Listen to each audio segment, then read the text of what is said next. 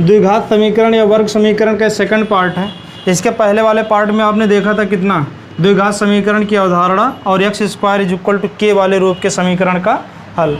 इस वाले को फिर से देखिएगा एक बार। अगर कभी भी आपको x स्क्वायर बराबर मान लीजिए 9 दिया है और पूछा जाए x का मान बताइए, तो स्क्वायर को आप इधर भेज दीजिएगा, इधर स्क्वायर है तो इधर स्क्वायर रूट हो जाएगा, कितना आ जाएगा 9।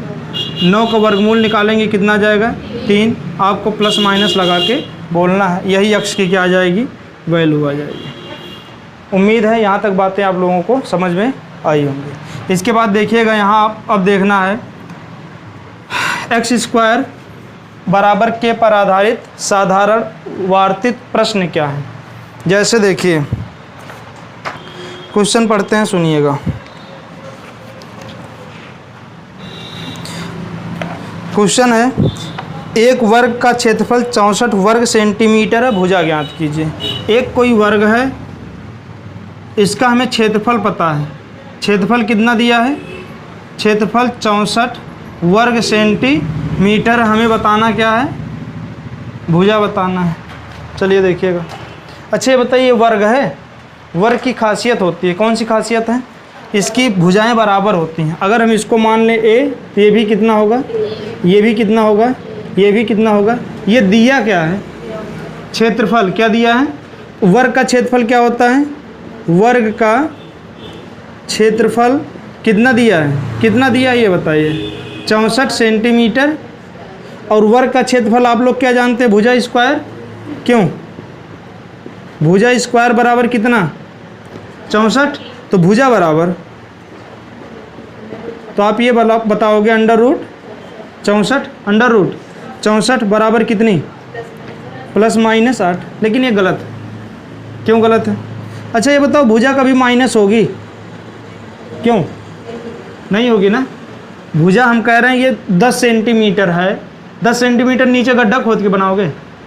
माइनस का मतलब अंदर, माइनस का मतलब, माइनस हमें सिर्फ ये बताता है कौन ऊपर है कौन। भाई भुजा की लंबाई पॉजिटिव होती है ना, तो यहाँ आपको माइनस नहीं लगाना, सिर्फ और सिर्फ प्लस लगाना है। प्लस लगाएं या ना लगाएं, यहाँ तक कोई दिक्कत। तो कैसे समीकरण बनेगा पता चला। आपसे कहा गया एक वर्ग है, उसका क्षेत्रफल कितना है, आप जानते हैं वर्ग का क्षेत्रफल भुजा का स्क्वायर बराबर कितना। अगर भुजा ए है तो ए स्क्वायर होगा ना, चाहे तो आप ए स्क्वायर लिख दीजिए, कोई दिक्कत नहीं। ठीक, ए स्क्वायर बराबर 64, तो ए बराबर 8, ए बराबर 8। तो यहाँ तक आया, बता लीजिए इसको।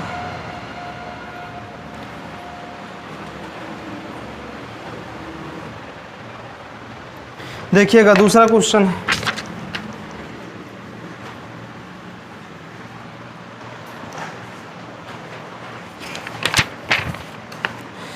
एक आयताकार बाग की लंबाई उसकी चौड़ाई की 3 गुनी है। बाग कैसी है, आयताकार। तो सबसे पहले आयत बनाइए। कह रहा लंबाई जो है चौड़ाई की 3 गुनी है। कौन 3 गुना है, लंबाई। अगर चौड़ाई x माना तो लंबाई कितनी हो जाएगी 3x, तभी तो 3 गुना होगा। ठीक, इसके बाद बोला है क्षेत्रफल कितना है 243 वर्ग सेंटीमीटर है। क्षेत्रफल कितना है, क्षेत्रफल है 243 वर्ग सेंटी। अच्छा ये माने हो ना, माना क्या, चौड़ाई जो है, चौड़ाई माने आप तो चौड़ाई लिखेंगे, चौड़ाई x। ठीक, अच्छा बताइएगा, ये आयत है, क्या है ये। और आप लोग जानते हैं आयत का जो क्षेत्रफल होता है, आयत का जो क्षेत्रफल होता है कितना होता है, क्षेत्रफल होता है लंबाई गुणे चौड़ाई। ये अगर लंबाई है तो ये क्या है, चौड़ाई है। रख देते हैं। यहाँ क्षेत्रफल कितना दिया है, तो इसका मतलब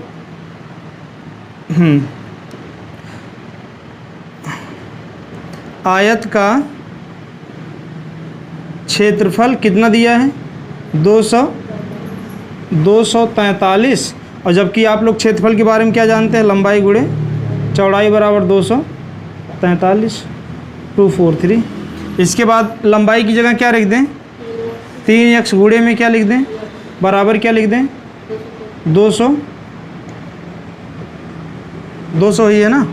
इसके बाद ये देखना चाहिए गुणा लिखा गया है का, ये x है, ये भी गुणा करते समय घाते, जब आधार आधार 3 x है, ये हो जाएगा 3x² बराबर कितना, तो x बराबर कितना हो जाएगा, x² बराबर कितना हो जाएगा, इसको इधर भेज दें।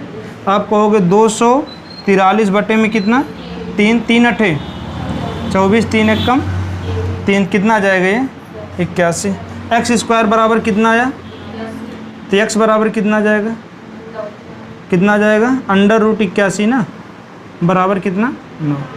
तो ये जो आपने x माना है वो कितना है 9 है, और x क्या था, तो लंबाई कितनी हो जाएगी, लंबाई हो जाएगी आपकी, लंबाई हो जाएगी 3x ना, 3 × x की जगह क्या रखोगे 9 9 त्रिक 27, 9 त्रिक 27 आया ये, ठीक, उतारिए इसको।